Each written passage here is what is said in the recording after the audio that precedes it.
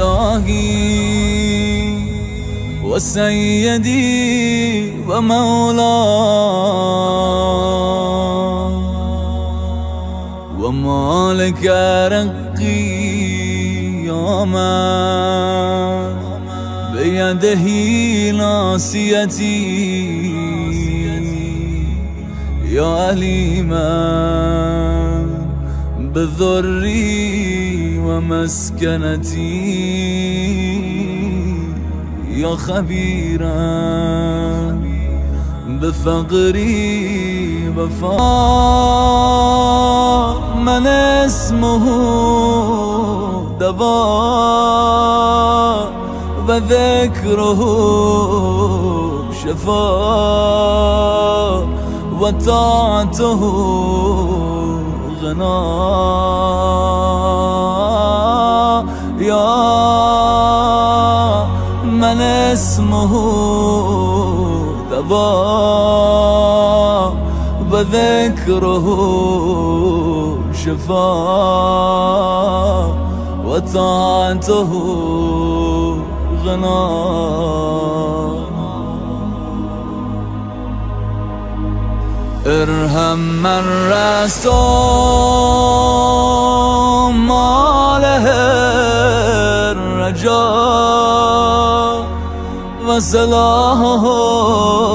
البكاء وسلاه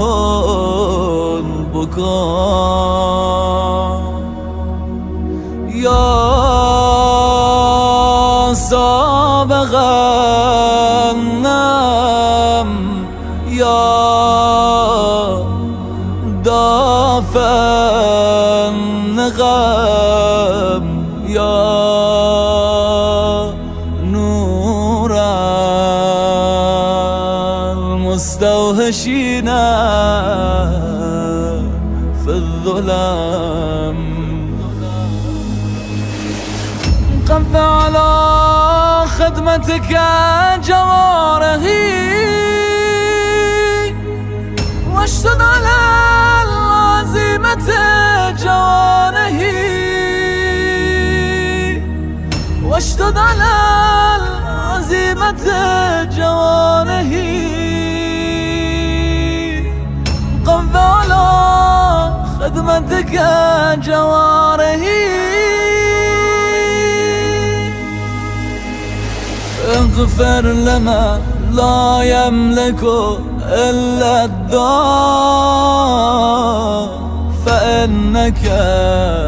فعال لما تشاء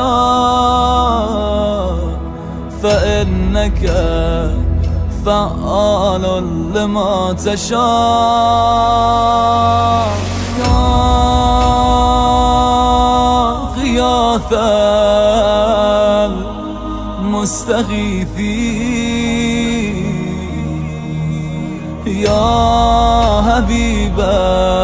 قلوب الصادقين يا إله العالمين